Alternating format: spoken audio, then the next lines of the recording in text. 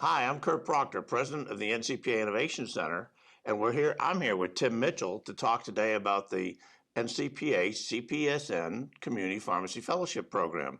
Tim, tell us a little bit about your pharmacy, where you're at. Well, we're in Neosho, Missouri, which is southwest Missouri, way down in the southwest corner near Oklahoma and Arkansas.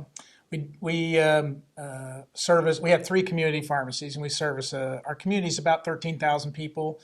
We service a much larger area, a lot of rural areas around us, and we do a lot of different things in our community pharmacies to service our patients. So very excited. Excellent, excellent. Well, we were so pleased that you got in the inaugural year of the Yeah. fellowship program last year, and seems like you liked it well enough that you're back in this year, Right. right? Yeah. So what I've made a commitment to my pharmacists is I want all of them to have the experience of some sort of fellowship or residency. And in this case, NCPA came along and I said, this is perfect for us. So one of my lead pharmacists that's actually been working with me for close to 8 or 9 years now said, I would like to be the first one. So we signed her up and we got rolling with it. And just recently, we brought on another clinical pharmacist, and she's like, I want to follow Paula's footsteps. So, just as another positive thing, my son is getting ready to graduate UMKC School of Pharmacy, and guess what he's going to do next Very year? nice, very nice. So what did you get as an owner out of Paula being in the program last year? It's pretty amazing because it caused me. I will say I've always thought outside of the box with things in pharmacy, but I will tell you, the fellowship gave me the opportunity to see things that other people are doing in the community. And these are leaders in the community pharmacy area throughout the nation, as well as form some new ideas and kind of collaborate on some thoughts. And some of it's just basic pharmacy ideas, but some of it is unbelievably mind-blowing ideas for me. I'm like, oh my gosh.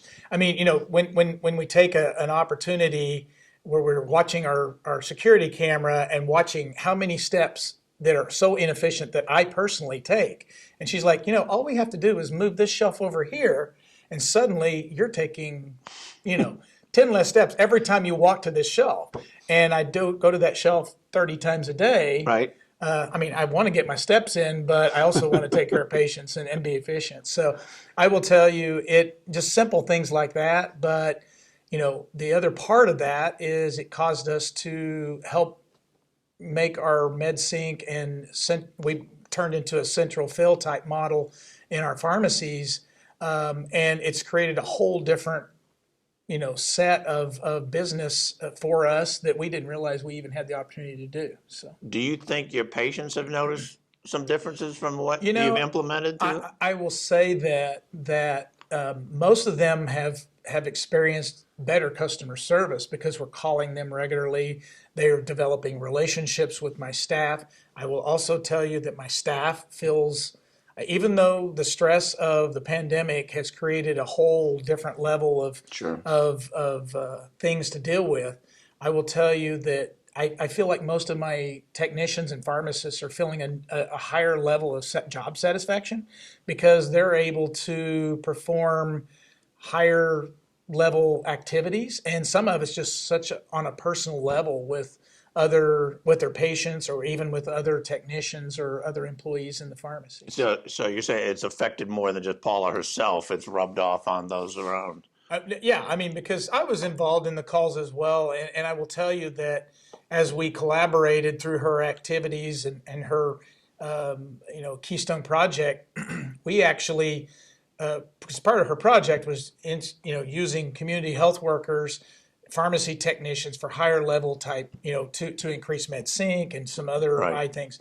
So ideally, what we've done is we started a weekly call where we talked about this stuff and we started implementing it. We Paula and I collaborated. We brought in a coach to kind of help us implement some things that we weren't sure exactly how we should implement. Not everybody was on board with it at first. And a lot of people are like, "What are you trying to do here? You're trying to mess up my stuff," And it did. I mean, because I do that a lot. I will tell you, I get in there like, don't touch my stuff, Tim.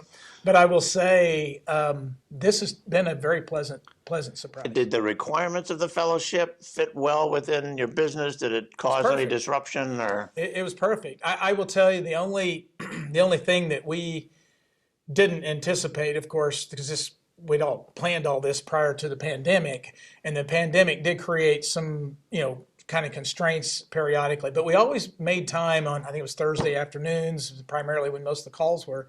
But I will tell you, it's probably one of the most convenient type of activities that we've been able to have.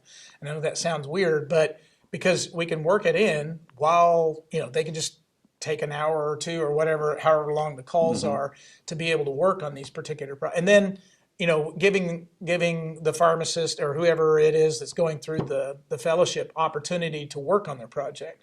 So it's almost like having your own mini residency in your pharmacy, Yeah. and that's something we've always wanted to do.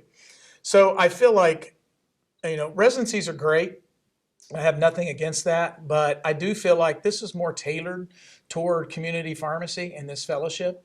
And I'm so glad that NCPA has decided to roll this out and continue to do it, because I want all of my staff to be able, or all of my pharmacists to be able to experience that.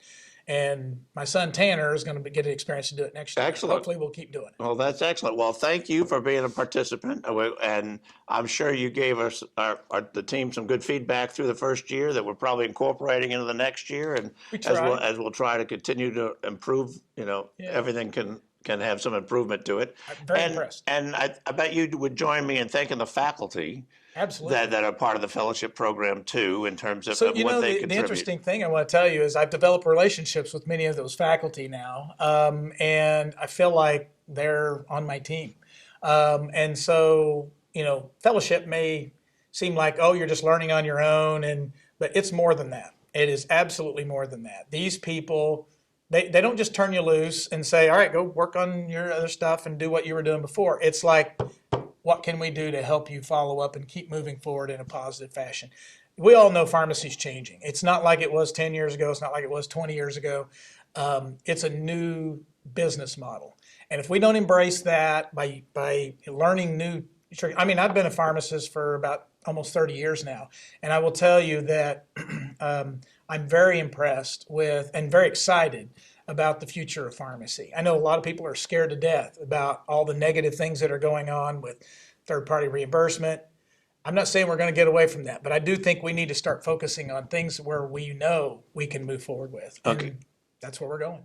That's excellent. My last question, tell me a little bit about the value of the interaction between the fellows themselves. I wasn't on every single call, but you're talking in regards to the actual weekly calls. The pharmacist that I put on the inaugural call throughout the year, she was usually fairly quiet. She's a very good pharmacist, very quiet. She has actually realized we are going down pretty much the right path, but the same path that everybody else is going on. And they've been able to collaborate on ideas. Oh, did you know so-and-so in Hawaii is doing this same kind of thing that we're doing here? Or so-and-so in Florida. And it's amazing the connection that we can make. Now, one thing I do regret is that she wasn't able to come with me today, because I do feel like her being able to connect face-to-face, being at an NCPA convention, I think is very important to collaborate with other individuals and just make that connection and make the networking work. And she's going to come next year. But that being said, I think she's received a valuable amount of collaboration, even, through Zoom calls. But there's something about attending a convention like what we have at NCPA and knowing that we're all in the same boat. And I was like, that's the person I've been on the call with for the last year. Right.